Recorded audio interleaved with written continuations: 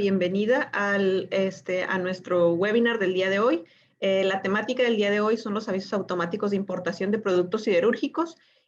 Mi nombre es Laura Maritza Lázaro Venegas, actualmente director de Comercio Exterior de la firma Audico.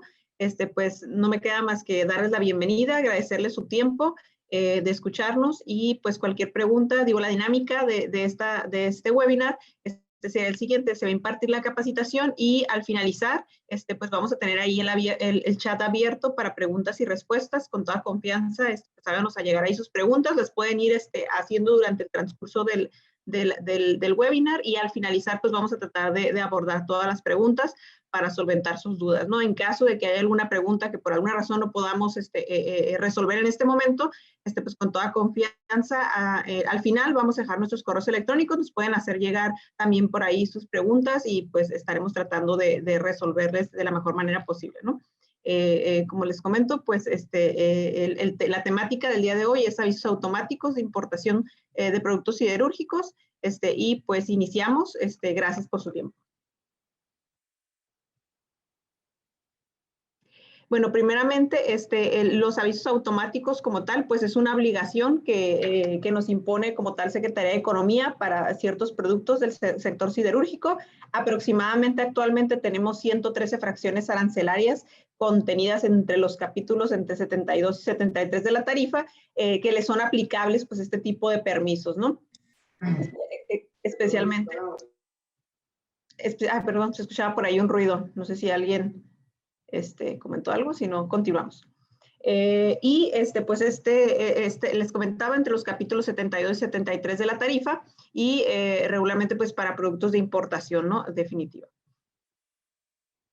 El fundamento legal como tal o la base legal para este permiso pues lo encontramos en el artículo 21 de la Ley de Comercio Exterior, donde estipula pues que Secretaría de Economía a través de una comisión puede definir a qué tipo de fracciones arancelarias se les aplica algún tipo de permiso previo de importación. En este caso pues los avisos automáticos, ¿no?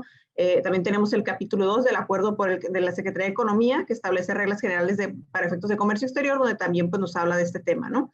Tenemos el anexo 2.2.1, numeral 8, fracción 2, y el anexo 2.2.2, numeral 7, que también nos habla sobre los criterios y requisitos para otorgar pues este tipo de permisos, ¿no?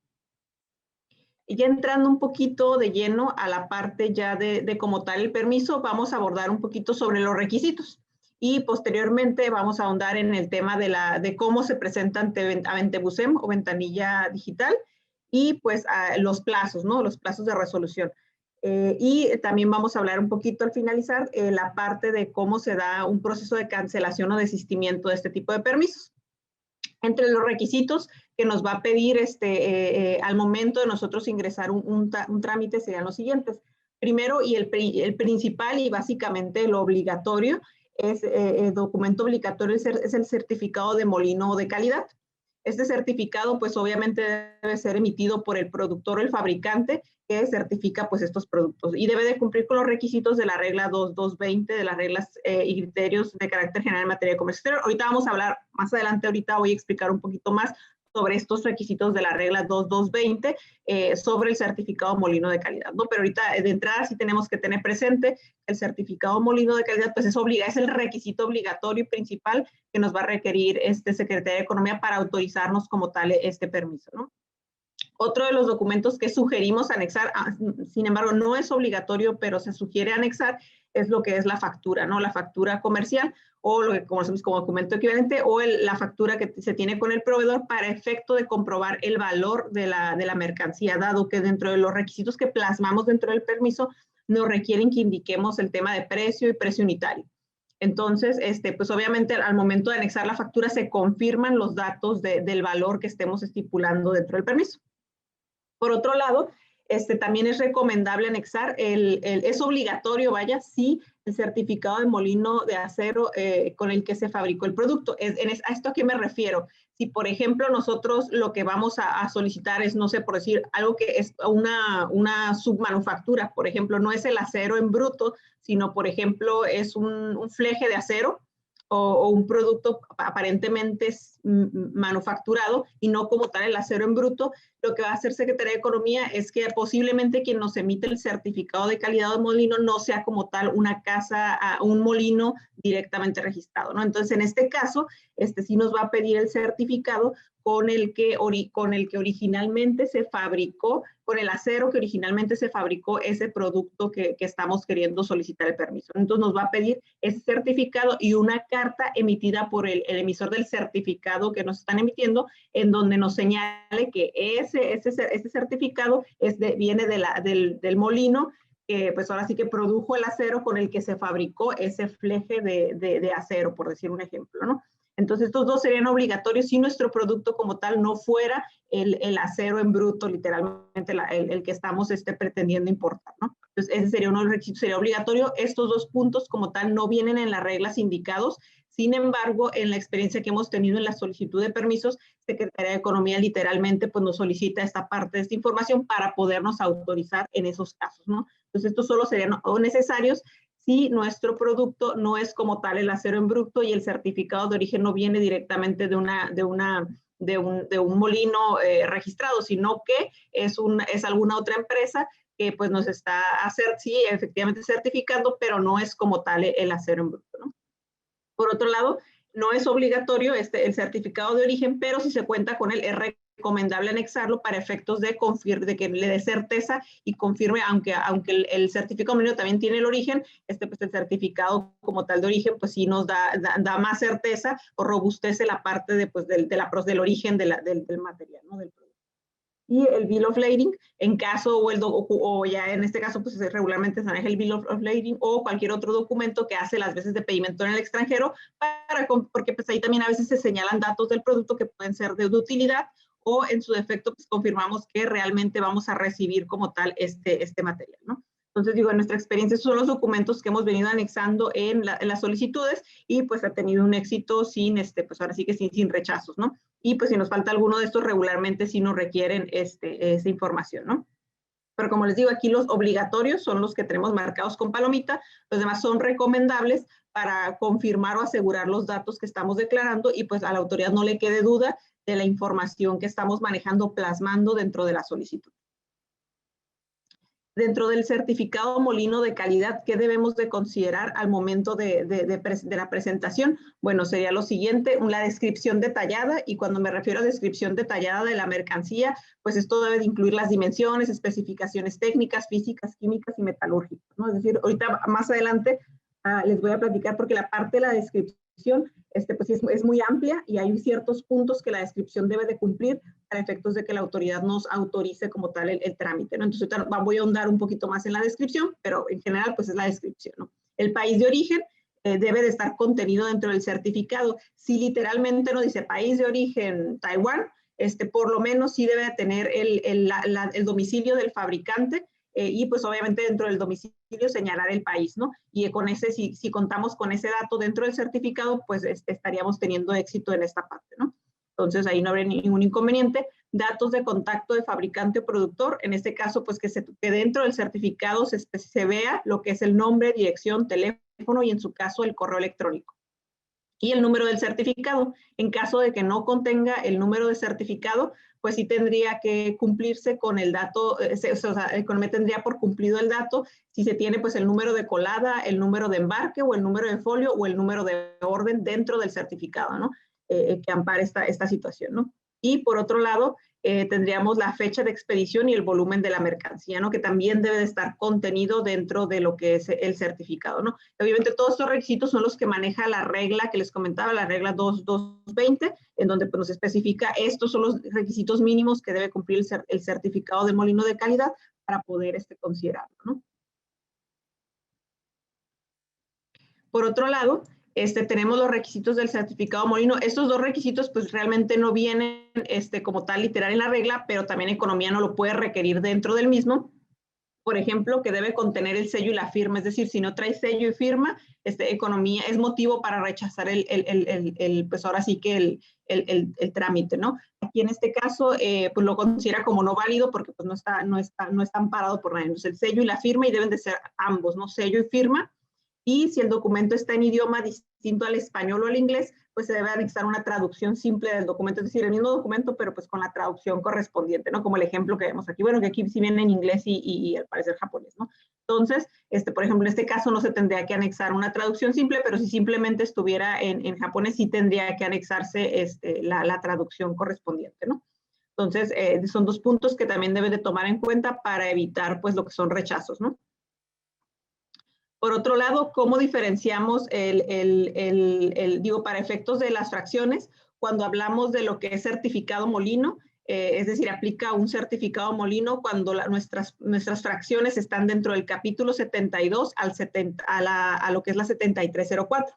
Aquí es cuando nos va a aplicar lo que es certificado molino, y cuando es certificado de calidad, pues aquí van a ser para las fracciones de la 7202 y de la 7305 a la 7317.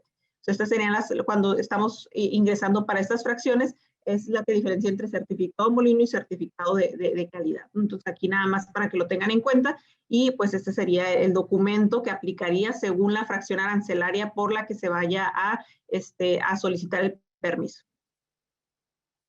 Aquí, si recuerdan, al principio les comentaba que cuando nuestro producto no es como tal el acero en bruto, sino que a lo mejor es un producto semimanufacturado al que le aplica aviso automático. Por ejemplo, yo tengo el ejemplo de los flejes de acero.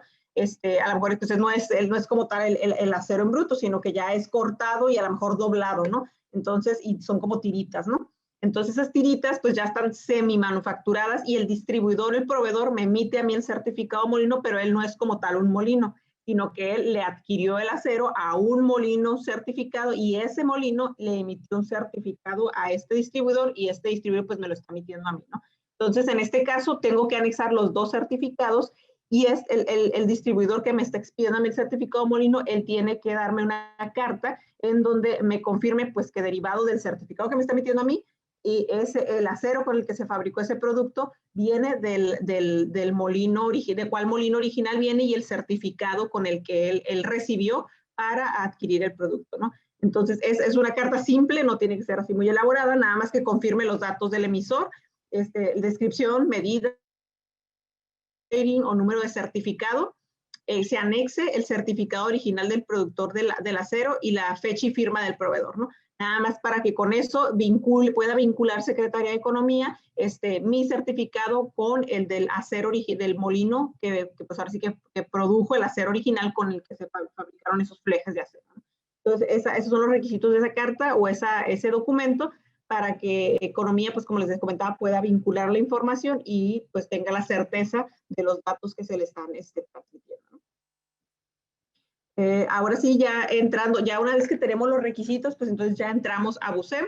Digo, en este caso, pues se entra al apartado de trámites trámites nuevos. Posteriormente, pues en Economía, que es la dependencia que nos expide estos permisos, y pues ya nos va a abrir la parte de los avisos automáticos de importación de productos siderúrgicos, y nos va a poner aquí los pasitos, ¿no? El primer paso, pues, es capturar la solicitud, requisitos necesarios, anexar requisitos y la firma del documento como tal, ¿no?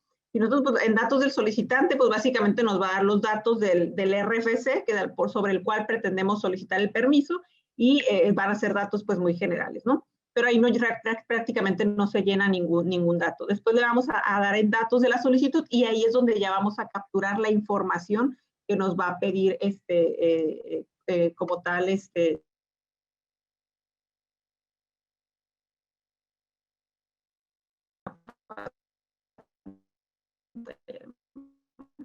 entonces, en primera instancia nos va a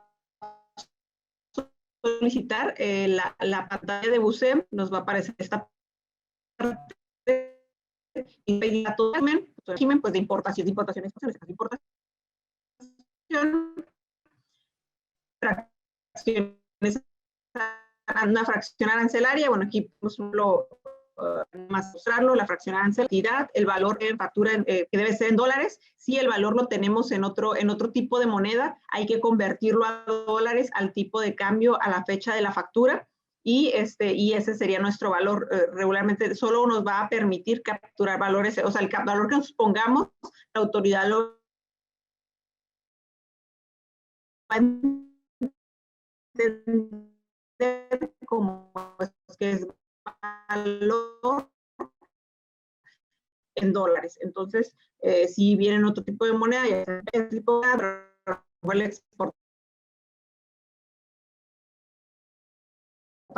es otro, pues, por eso lo pregunta separadamente, o a lo mejor es el mismo, ¿no? Entonces, habría que este número debe de calidad, que pues también debe de ir consignado ahí, ¿no? Por ejemplo, aquí tenemos una fecha y todo esto se captura en esta parte de aquí. Va a venir una parte de observaciones. Si hay algún dato adicional, diferente, algo que a lo mejor queramos aclarar, lo podemos manejar aquí. Por ejemplo, el valor, ¿no? Es que el valor el valor en la factura se observa de, no sé, de tanto de 100,000 pesos y al tipo de cambio a la fecha de factura corresponde a tantos, a $50,000, ¿no? Por decir una X ejemplo, ¿no? Entonces, a lo mejor este tipo de detalles los podemos manejar en el campo de observación para que cuando la autoridad esté dictaminando nuestro trámite pueda entender o interpretar lo que nosotros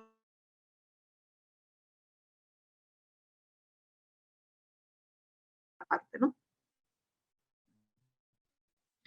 Posteriormente nos va a pedir ya datos de la descripción, es decir, que es la parte a lo mejor más compleja que pide economía, porque pues, bueno, aquí nada más a lo mejor nos señala descripción de la mercancía, pero ¿qué espera ver economía al momento de que yo cargo este trámite? Bueno, va a ser todo lo siguiente. Primero la descripción del producto. Esta descripción debe contener que si es lámina, si es una placa, si es una barra, si es un perfil, si es un tubo con perforación, si es un tubo con conducción, etc., ¿no? O sea, por ejemplo, aquí yo traigo el ejemplo de cincho metálico, eje de acero laminado en frío, fracción arancelaria.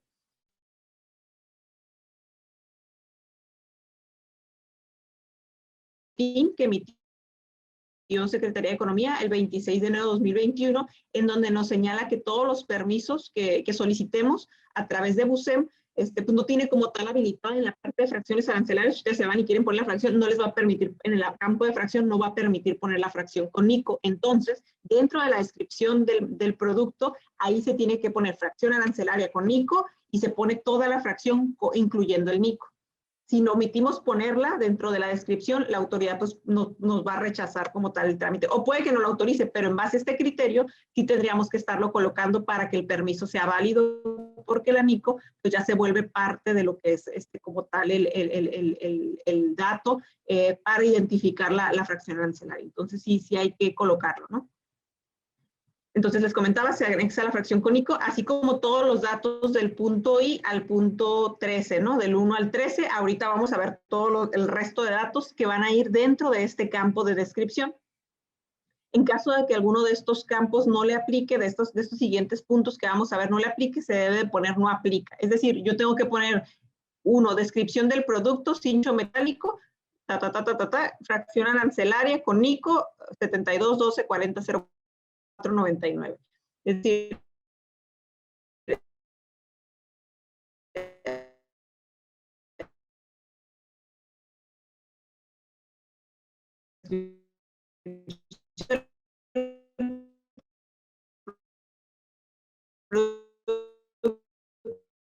total. A lo mejor no lo pongo y me lo autoriza, no. Entonces sí debo de poner acero del que se trate laminado en frío. ¿Okay? También debo de considerar el tipo de recubrimiento utilizado, es decir, si algún tipo, si no tiene recubrimiento. Les comentaba sobre la descripción. En la descripción se debe detallar si se trata de cincho metálico, con fleje, y debe de incluir el tema de la NICO, ¿no? Les comentaba que hay un boletín en donde pues, nos especifica Secretaría de Economía que debe, en este apartado, debe de señalarse la fracción arancelaria con NICO para, pues ahora sí que tener los elementos necesarios y el permiso se considere como válido, ¿no? Entonces sí debe de señalarse dentro de la descripción el tema de la fracción con NICO, ¿no? Por otro lado, tenemos la parte de que si es acero, de qué tipo de acero se trata, y decíamos que puede ser, por ejemplo, sin alear, aleado, microaleado, laminado en caliente, laminado en frío, acero inoxidable, o el tipo del que se trate. También debe, disculpen la interferencia, creo que ya no va a suceder, ya cambiamos la red para que para que no se vuelva a colgar, ¿no? Ya, sí. Ok. Hablábamos del recubrimiento que debe de señalarse, en donde debe de indicarse si el recubrimiento pues, es metálico, no metálico, o qué tipo de recubrimiento es. Por ejemplo, en el ejemplo que ponía aquí, era pintado metálico negro por ambas caras, ¿no? Y pues esto debe de colocarse dentro de la parte de la descripción. ¿Okay? Por otro lado, tenemos también lo que es el tipo de acabado o trabajo complementario en su caso. En este caso vamos a colocar si son perforaciones, raspados o agrañallados, abotonados, muecas, huecos, relieves o biselados. Esto que se refiere a que si el producto tiene algún tipo de acabado de este tipo, se va a señalar aquí, ¿no? Se debe señalar en este punto, en el punto 4, y por ejemplo en mi caso yo le puse sin acabados ni trabajos complementarios, ¿no? Pero si los tuviera, habría que señalarlos aquí. En el punto 5 nos va a pedir clave de identificación del producto de acuerdo a la norma internacional. En este caso, todos los certificados pues, deben de manejar una clave de producto de acuerdo a la norma internacional, es decir, hay ciertas normas internacionales que regulan el acero y de acuerdo a sus características se especifica. El certificado va a indicar como tal la clave y pues puede ser una clave ASTM, ASME, API o SAE, depende del caso. Por ejemplo, yo aquí manejamos esta de ASTM y esta va a venir dentro de su certificado de calidad o su certificado de molino, ¿no? Y debe colocarse también dentro de la descripción. Por otro lado, también nos va a pedir la parte de la composición química porcentual únicamente de los elementos químicos que conformen el producto. Esto pues obviamente también va a venir dentro del certificado, regular viene en un cuadrito, lo más común, y en ese cuadrito pues nos indica cuántos los elementos químicos que comprende y cuál es el porcentaje de contenido que comprende este producto, ¿no? Por ejemplo, hay certificados o hay productos a veces que se divide. Es el mismo material, pero se subdivide porque tienen, a lo mejor, no sé si el certificado comprende, por decir un ejemplo, 30 toneladas, a lo mejor 15 toneladas son de una composición y las otras 15 son de otra composición. Entonces sí tenemos que, en esta parte de la composición química, sí tendríamos que desglosar a 15 toneladas de la medida tal, es igual a este tipo de composición. Y las otras 15 toneladas de tal medida corresponden a esta otra composición y tendríamos que señalar las dos composiciones que comprenda el certificado molino en caso de que tuviéramos esa situación, ¿no? Y por otro lado tenemos la presentación del producto, es decir, la presentación es señalar si viene en hoja, en rollo, en pieza, en tubo, o sea, cómo es que viene el producto, y aquí, pues, por ejemplo, aquí estamos señalando que es en rollo. Si fueran hojas o cualquier otra presentación, deberá indicarse en este punto, y todo esto que estoy mencionando y que viene en verde es lo que debe de plasmarse dentro del campo de descripción. ¿Okay?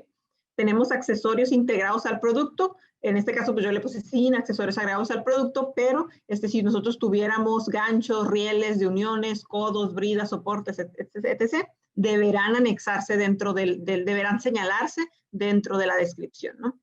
Y pues por otro lado las dimensiones, es decir, las medidas del producto, ¿no? En este caso, por ejemplo, como les indicaba, ¿no? Si estamos manejando dos medidas, pues tengo que indicar las dos medidas si el certificado comprende, o del certificado yo estoy solicitando el permiso para dos medidas, aunque es el mismo producto, sí tengo que señalar pues las dos medidas, ¿no? Que aquí, por ejemplo, estoy poniendo 33.197 kilogramos de la medida de 19 milímetros por 0.06 milímetros, y 25 kilogramos de 32 milímetros por 0.8 milímetros, ¿no? Entonces, aquí sí debo de segregar las medidas de lo que esté manejando para la solicitud del permiso. ¿Okay? Y por otro lado, también nos va a pedir lo que es el valor unitario, el valor total por medida y el valor total. Es decir, el valor unitario, como en este caso yo estoy manejando dos medidas dentro del permiso, estoy señalando que es el mismo producto, nada más que viene desglosado en dos medidas diferentes. Entonces yo aquí estoy poniendo un ejemplo de las dos medidas que estoy manejando y el precio unitario por cada una, ahora sí convertido a dólares por kilogramo, ¿no? Y así es como lo debo de plasmar. El valor por medida, es decir, el valor total por medida, pues aquí ya lo pongo, aquí es unitario, abajo es por medida, y el valor total, ahora sí, de la factura, pues ese sería este valor, ¿no? Como les comentaba, si en el documento literal no viene alguno de estos datos, es decir, a lo mejor no viene el precio unitario, pero nada más traigo los totales y el subtotal y los totales, yo debo de sacar el unitario en base al dato global de la factura, ¿no? Debe desglosarse si son varios productos de diferentes medidas, como les comentaba aquí, debe de desglosarse por medida, y en caso de que la compraventa se realice en cualquier divisa, como ya les comentaba anteriormente, sí debe de hacerse convertirla al tipo de cambio de la fecha de la factura para que pues quede claro el dato en dólares, ¿no? Ya que el Secretario de Economía pues lo espera o espera verlo reflejado en dólares, ¿no? Entonces, todo esto que acabamos de comentar y que tenía marcado por aquí en verde, digo, la presentación se las van a compartir por si quieren tomar ahí, si no quieren estar tomando notas, igual les van a compartir la presentación. Bueno, todo comentábamos guardia, me marcan un rato más que sí, todo esto que comentábamos en verde, se va a ver reflejado se tiene que ver reflejado en lo que es el campo de descripción de la mercancía, que es esta parte de aquí. Todo esto, digo, es largo, sí es bastante información, pero sí tenemos que ponerla. Todo esto se los van a detallar al momento de que les emitan el permiso automático. Y pues con ayúdame a recordar seguidamente, les van a requerir los datos del proveedor. Es decir, Busem les va a preguntar si es el tipo de persona, es decir, si el proveedor es una persona física o es una persona moral, ya indicaremos ahí el dato, la denominación o razón social, es decir, el nombre del proveedor y el domicilio, ¿no? Y deberemos de plasmarlo dentro de lo que es la solicitud, ¿no? Que pues esos datos prácticamente se obtienen de la factura, ¿no? Posterior a ello, nos va a pedir que digitalicemos los documentos. Únicamente nos va a permitir ahora sí cargar un solo documento o un solo archivo. O sea que si vamos a anexar, por ejemplo, que nos tocara subir todos los documentos que vimos al principio, pues todos tienen que digitalizarse en un solo PDF. No debe de exceder de 10 megabytes. En este caso, creo que es suficiente para los documentos que comentamos, es suficiente espacio. Y tiene que estar el archivo a 300 dpi, ¿no? Si no cumple con esas características, pues no nos va a permitir cargarlo a Busem, ¿no? Entonces, aquí está, nada más nos pide como tal certificado Molino, pero como les comento, si les aplica alguno de los otros documentos que ya comentábamos, es importante que los plasmen dentro del permiso, pues para evitar cualquier duda con la información. Como tal, así se va a ver reflejado su permiso al finalizar. Digo, ustedes van a descargar ya la resolución. Digo, obviamente no es una vez que ustedes cargan el documento, la autoridad tiene 2 días para darles contestación. Regularmente, anteriormente, el plazo que la autoridad tomaba para dictaminar su trámite y emitir resolución era de 3 días, pero actualmente en enero, con las facilidades administrativas y el tema de austeridad, pues ahora sí que la autoridad se redujo a 2 días y en un máximo de 2 días la autoridad debería estarles emitiendo lo que es la resolución. La resolución pues va a venir ya con lo que ustedes hayan solicitado. Como les decía, digo, aquí no se alcanza a ver todo, pero todo lo que ustedes hayan plasmado aquí se va a ver reflejado. Va a venir la fracción, el origen, la cantidad, los kilos y la fecha de cuando inicia y la fecha de cuando termina la vigencia de este permiso, ¿no? Que si lo computamos, pues eso es un plazo de 4 meses para poder hacer uso de lo que es el permiso, ¿no? Posteriormente tenemos, digo, a veces tenemos cuestionamientos de, bueno, ¿qué procede si no lo uso? Si a lo mejor me di cuenta que lo metí mal y que ya sé que está mal. Digo, si lo metimos mal, pues definitivamente simplemente Secretaría de Economía nos va a rechazar y tendríamos que volver a presentarlo, ¿no? Corrigiendo lo que hayamos detectado como error o lo que nos requiera o nos indique Secretaría de Economía en su resolución de rechazo. Sin embargo, hay 2 puntos que nosotros podemos encontrar en Busem al momento para poder hacer la cancelación o el desistimiento. La cancelación se puede realizar cuando ya me emitieron el permiso, ya lo tengo autorizado y no lo he usado o lo utilicé parcialmente, puedo entrar a Busem y hacer la cancelación. En este caso, entro a lo que es trámites, solicitudes, me voy al apartado de cancelaciones, modificaciones, desistimientos y reactivaciones. Y aquí me va a aparecer las 2 opciones. En la parte de cancelación de permiso a petición del interesado, aquí se hace la cancelación. Recordemos, la cancelación es cuando ya me emitieron una resolución y yo solo estoy buscando, pues ahora sí que no lo voy a usar, el permiso, entonces pues voy a cancelarlo, ¿no? Y aquí se hace la cancelación. Lo único que me va a pedir es el folio del permiso para poderlo cancelar, ¿no? Y desistir, cuando estamos hablando de desistimiento, quiere decir que yo presenté la solicitud, pero aún no me ha sido emitida resolución y yo me quiero decir, ¿sabes qué? Me di cuenta que siempre no lo voy a ocupar o lo ingresé mal o lo que sea, puedo entrar y desistirme del trámite, ¿no? Entonces esta parte se da en desistimientos y aquí entro, pero ojo, aquí siempre y cuando todavía no me hayan emitido la resolución, yo ahí puedo entrar, pongo el folio y prácticamente estoy desechando el trámite que ya previamente había presentado, ¿no? Entonces, al momento de que avanzamos en la parte de la cancelación, igual desistimiento es el mismo proceso, le damos clic aquí en el cuadrito que nos va a aparecer aquí, buscar folio, nos va a habilitar esta página donde vamos a colocar el folio de la resolución, le damos buscar y ya nos va a aparecer el permiso para entonces pues firmar y hacer la cancelación del, ¿no? O el desistimiento en su caso, según corresponda, ¿no? Pues según digamos como... No sé si tengamos alguna pregunta al respecto. Digo, creo que por aquí tenemos algunas preguntas. Déjenme abrirlas. Dice, ¿dónde vamos a poder bajar la presentación? ¿Se va a poder revisar después? Por ahí se les van a hacer llegar. No sé, Michelle, si por aquí les puedes escribir. Creo que sí se les hace llegar. Mi compañera por ahí se las va a hacer llegar. No sé si creo que al momento de que se registran, se dejan un correo electrónico. Creo que ahí les hacen llegar la presentación. Aquí ya les contesta que se les va a mandar el link de la presentación para que la descarguen. ¿Ok?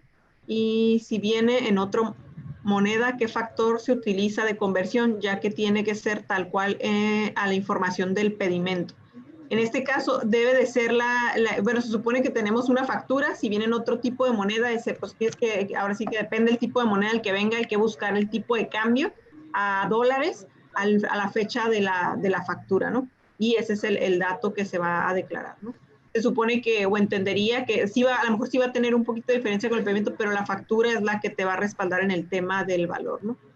Dice, en el valor factura se tiene que poner el valor total de la factura o solo el de la mercancía que se está sujetando a dicha regulación.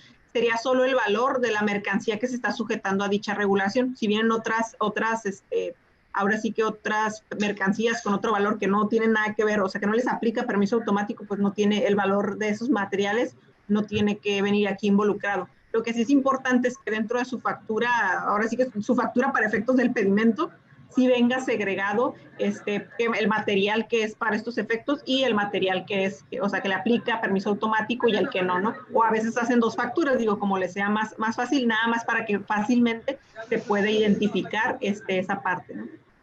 Si el valor del certificado de molino es diferente, se lo va a rechazar. Regularmente el valor no viene en el, bueno, no me ha tocado, ¿verdad? Que el valor venga en el certificado, pero se supone que debe de coincidir con el de tu factura de tu proveedor, ¿no? Que ese es por eso es la razón por la que se anexa la factura.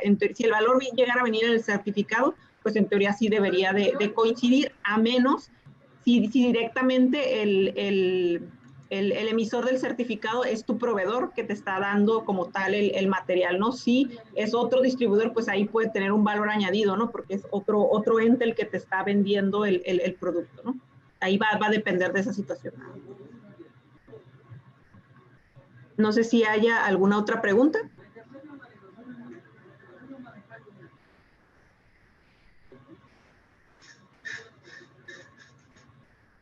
Bueno, si no hay más preguntas, de mi parte sería todo. Esperemos que le haya sido de utilidad. Por aquí estoy viendo otra pregunta. Dice, pero en el factor habría discrepancias por lo que se podría hacer dato inexacto. Bueno, el valor no es como tal dato inexacto. Ya entramos en otros detalles, pero sí tendrías que considerar el valor al tipo de cambio, ¿no? De la fecha de la factura. Sí, ¿qué pasa si estoy importando perdón, se movió aquí un poquito ¿Qué pasa si estoy importando diferentes medidas de materiales? ¿Debe ser uno aviso por partida?